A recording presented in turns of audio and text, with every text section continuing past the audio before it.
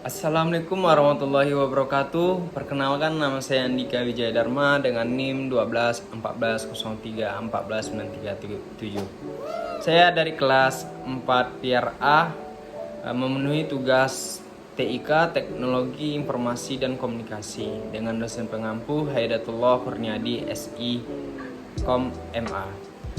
Baik, next saya akan menjelaskan tentang materi saya, yaitu implementasi teknologi komunikasi.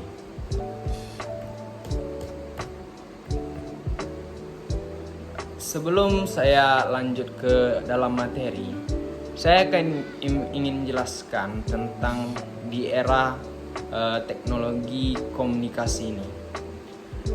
Baik, di era globalisasi, teknologi komunikasi ini di era globalisasi seperti saat ini sedang dalam masa pengembangannya yang meliputi segala hal mengenai proses penggunaan sebagai alat bantu, manipulasi, dan pengolahan informasi.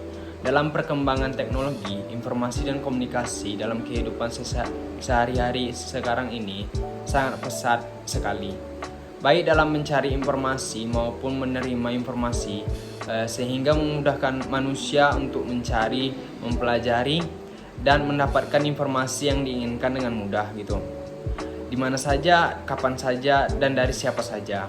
Karena begitu mudahnya diakses, maka diperlukan suatu undang-undang yang mengatur penggunaan teknologi informasi dan komunikasi. Teknologi informasi dan komunikasi memiliki peran dalam bidang kehidupan seperti dalam hal telekomunikasi dengan kemudahan berkomunikasi itu. Manusia seakan lebih dinamis informasi tentang peristiwa di tempat yang jauh dengan mudahnya mendapatkan dengan bantuan alat-alat tersebut gitu. Kemudahan internet dan teknologi informasi dan komunikasi membantu aktivitas dan urusan kita dalam memperoleh menyampaikan informasi secara tepat. Internet juga mendorong terjadinya keragaman gaya hidup dan penampilan untuk memicu kreativitas dan ide-ide yang baru gitu dalam dunia pendidikan. Seperti sekarang ini saya sedang kuliah dalam dunia pendidikan, itu perlu sekali teknologi, internet, dan berbagai macam lainnya. Baik, secara singkat saja saya menjelaskan dari era globalisasi teknologi informasi dan komunikasi yang sedang dalam masa pengembangannya sampai saat ini. Baik, selanjutnya saya akan menjelaskan tentang pengertian komunikasi. Pengertian komunikasi.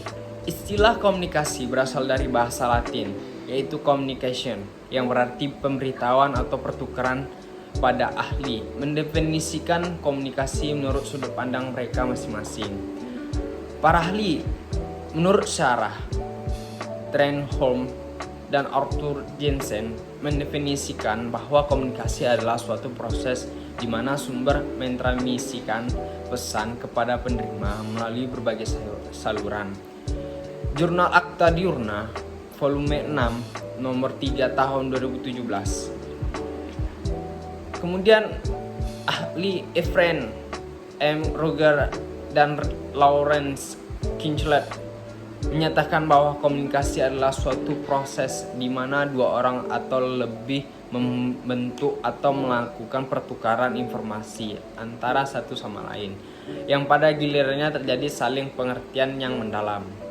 Kemudian para ahli Sanom dan Weaver bahwa komunikasi adalah bentuk interaksi manusia yang saling mempengaruhi satu sama lain, sengaja atau tidak sengaja, dan tidak terbatas pada komunikasi verbal, tetapi juga dalam hal ekspresi muka, lukisan, seni, dan teknologi.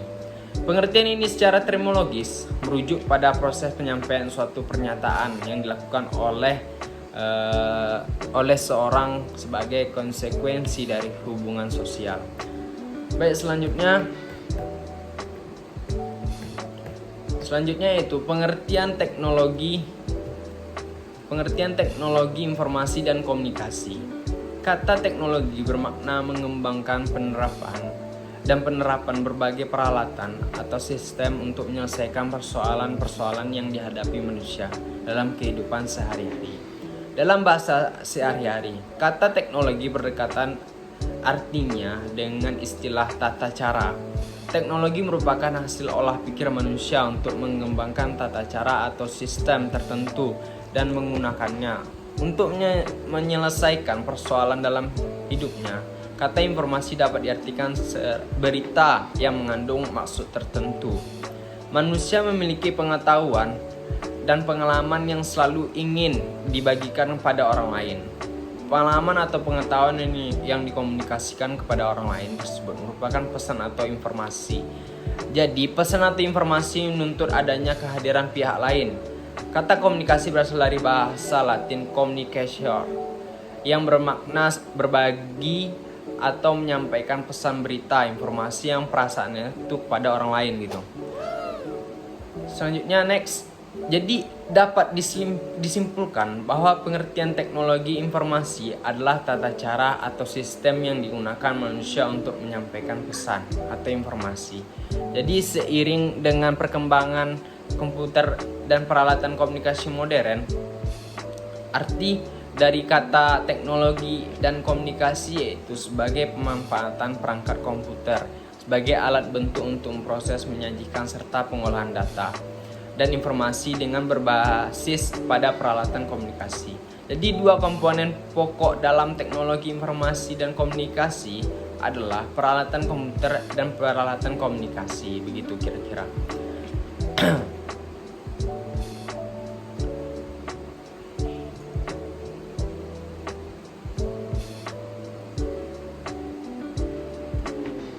Baik, selanjutnya perkembangan teknologi informasi dan komunikasi. Teknologi informasi dan komunikasi sebagai suatu produk dan proses telah berkembang sedemikian rupa sehingga mempengaruhi segenap kehidupan kita. Dalam berbagai bentuk aplikasi, Toffler menggambarkan perkembangannya itu sebagai revolusi yang berlangsung dan 3 gelombang. Gelombang pertama timbul di jurnal Akta Diurna volume 6 nomor 3 tahun 2017 dalam bentuk teknologi pertanian. Gelombang kedua ditandainya dengan adanya teknologi industri. Gelombang ketiga merupakan resolusi teknologi elektronik dan informasi, begitu. Selanjutnya next, e-government. Penyerapan teknologi internet dalam lingkungan pemerintah telah melahirkan suatu aplikasi yang disebut e-government. E-government merupakan suatu aplikasi berbasis komputer dan internet. Nah, jadi ini aplikasi yang berbasis komputer dan internet. Di dalam teknologi informasi dan komunikasi itu tidak luput dari yang melengkapi dari internet ini yang digunakan untuk meningkatnya hubungan dan layanan pemerintah pada masyarakat atau disebut government to citizen. Selanjutnya, hubungan pemerintah dengan perusahaan disebut government to business. Sedangkan hubungan antara pemerintah dengan daerah lainnya dengan negara lain disebut government or government sebagai mitranya, begitu.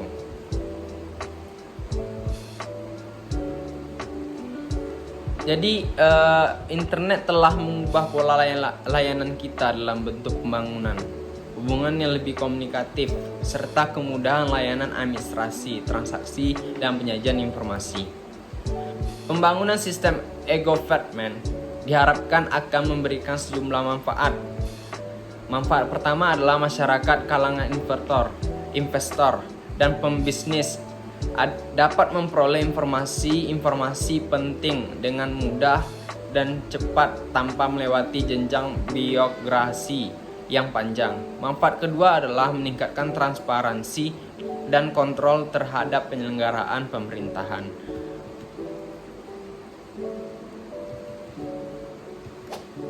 Tak dapat disangka lagi bahwa perkembangan informasi ini begitu.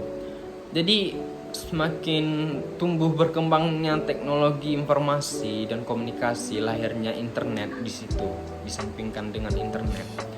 Tak dapat disangka lagi bahwa perkembangan informasi dan komunikasi ini telah berlangsung begitu cepat telah menyebabkan sejumlahnya perubahan yang besar pada masyarakat.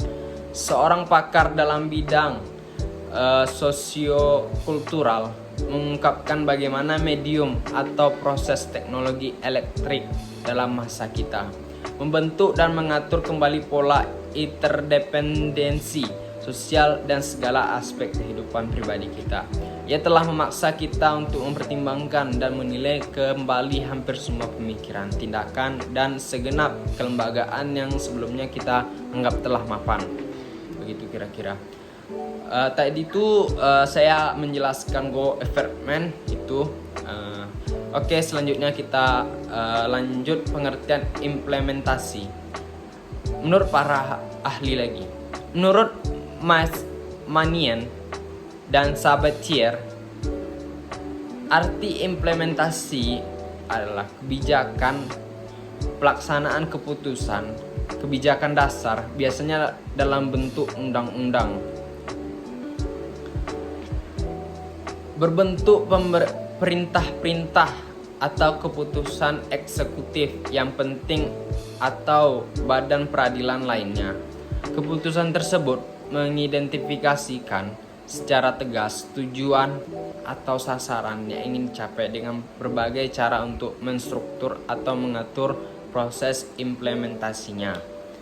Kemudian para ahli dan menurut ia adalah masalah yang harus diatasi oleh pemerintah adalah masalah publik. Masalah publik ini yaitu nilai, kebutuhan atau peluang yang tak terwujudkan, yang meskipun bisa diidentifikasi tetapi hanya mungkin dicapai lewat tindakan publik, begitu. Baik, saya akan menjelaskan ini dari ahli Dan. Jadi karakter masalah publik ini yang harus diatasi selain bersifat interdependensi juga bersifat dinamis, begitu. Sehingga pemecahan memerlukan pendekatan holistik, yaitu pendekatan yang memandang masalah sebagai bagian dari keseluruhan yang tidak dapat dipisahkan atau diukur sendirian. Begitu kira-kira. Selanjutnya kita beralih ke internet menjadi peran teknologi. Ya, internet menjadi peran teknologi. Dari kata teknologi online yang bergantung pada sistem berbasis komputer ini, yang tentunya tadi kita sudah bahas, Go Evertman menggunakan internet. Teknologi ini telah membuka berbagai peluang baru pembelajaran jarak jauh, gitu. Ini membuat kita, teknologi ini memudahkan, begitu. Berbagai sumber daya dapat memberikan pengalaman pembelajaran jarak jauh sama dengan yang menggunakan sistem konvensional. Pembelajar dapat menghadiri kelas pada waktu yang ditentukan, dapat berpartisipasi dalam audio, video, atau berbasis teks chat. Bisa membalas diskusi papan buletin atau papan yang sudah disediakan di aplikasi tersebut, papan chat kita, gitu. Dan dapat mengakses informasi yang berkaitan dengan kursus langsung dari komputer. Jadi teman-teman, keunggulan internet konferensi melalui internet memiliki keunggulan antara lain. Yang pertama itu menjangkau pembelajar yang jumlahnya tidak terbatas pada waktu yang bersamaan, dan yang kedua itu tidak dibatasi oleh ruang dan waktu, bahkan teritorial negara, gitu. Bahkan negara yang berbeda pun bisa tidak dibatasi ruang dan waktunya, mampu melakukan hubungan ke lokasi site dalam tanda kutip, gitu, di negara lain. Selanjutnya kelemahan internet. Adapun kelemahan internetnya nih teman-teman dalam pembelajaran jarak jauh, yaitu yang pertama itu membutuhkan keterampilan menggunakan komputer. Jaringan internet fluktuatif sehingga berpengaruh pada arus koneksi internet. Jadi ini kelemahan dan kekurangan pembelajaran jarak jauh ini. Jadi kita harus memaksimalkan dan mengecek terlebih dahulu internet kita sebelum kita melakukan pembelajaran yang disebut itu pembelajaran daring. Jadi menghadiri kelas itu menerima pembelajaran melalui media yang disampaikan oleh koneksi video atau audio sistem berbasis komputer, membantu mereka tetap belajar dan mendapatkan materi pembelajaran walaupun mereka berada di dalam rumah. Begitu kira-kira. Jadi adapun peran pembelajar. Peran pembelajar ini perlu mengetahui peranannya. Dalam pengalaman pembelajaran jarak jauh, upaya awal pada proses pembelajaran cenderung melibatkan pembelajar berbicara dengan belajar yang pasif dan hanya duduk menjelajahi situs jarak jauh yang sering menunjukkan ketidakhadirannya pembelajar gitu. Nah, ini yang teman-teman yang sering dia hanya mendengarkan isi dari materi dosennya begitu, tapi dia tidak menanya atau memberi sanggahan atau bagaimanapun banyak lainnya gitu. Dia tuh harus aktif bukan pasif gitu. Dengan kemajuan teknologi, jadi kita tuh bergerak secara aktif. Mulailah secara lebih baru lagi untuk meningkatkan pola komunikasi kita di teknologi komunikasi informasi ini. Ada interaksi antar pembelajar melalui situs layanan dalam aplikasi di internet. Pembelajar dapat menjadi lebih terlibat dalam pembelajarannya. Tanggung jawab pembelajar dalam pembelajaran jarak jauh adalah membimbing pembelajar untuk berinteraksi dengan tepat. Artinya teman-teman, pembelajar dapat menggunakan bahwa yang tidak tepat saat mengkomunikasikan pandangan, pernyataan, dan kritikan pembelajar kepada rekan-rekannya begitu. Pembelajar perlu mengetahui cara menggunakan teknologi untuk berkomunikasi dengan pembelajar dan dengan pembelajar lainnya gitu kira-kira. Next, peran pembelajar. Tadi pembelajar, sekarang peran pembelajar teman-teman. Ketika memulai berbicara tentang pembelajar di kelas pembelajaran jarak jauh, maka perlu untuk berpikir tentang pengaturan dalam kelas begitu. Kelas yang digunakan ini adalah serangkaian kelas yang terhubung secara elektronik. Lokasi ruang kelasnya itu yang sangat jauh akan terhubung oleh sistem telekomunikasi di lokasi jarak jauh. Tetapi jangan khawatir teman-teman, dengan canggihnya teknologi ini akan terdengar jelas bila koneksi internetnya sangat baik dan mengoptimalkan gitu. Mungkin ada 1 atau 2 pembelajar yang dapat dijadikan relasi pembelajar sebagai tutor di kelas begitu. Jadi selain itu teman-teman, mungkin ada fasilitator yang bertanggung jawab untuk bekerja sama dengan pembelajar. Fasilitator merupakan pembelajar lain atau asisten di kelas. Tugas fasilitator bervariasi tergantung pada isi kegiatan dan kebutuhan pembelajar di kelas gitu. Ada beberapa hal yang harus dilakukan pembelajar dalam pembelajaran jarak jauh, yaitu yang pertama itu mengawasi dan berpartisipasi aktif dalam semua program dengan pembelajar begitu. Yang kedua itu mendorong interaksi dengan pembelajar dan pembelajar lainnya. Yang ketiga, menjawab pertanyaan di situs tersebut, memecahkan masalah dengan segera mungkin. Kita tuh harus aktif gitu teman-teman. Kita harus aktif menyanggah, menjawab, dan apapun itu.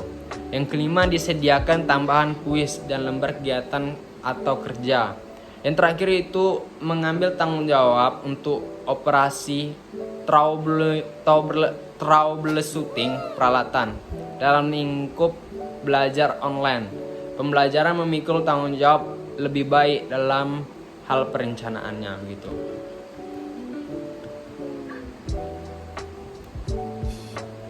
Oke, mungkin itu saja, sekian dari saya. Wabillahi taufiq wal hidayah. Assalamualaikum warahmatullahi wabarakatuh. Bila ada kata yang salah mohon dimaafkan. Saya mengundurkan diri. Bye bye. Terima kasih.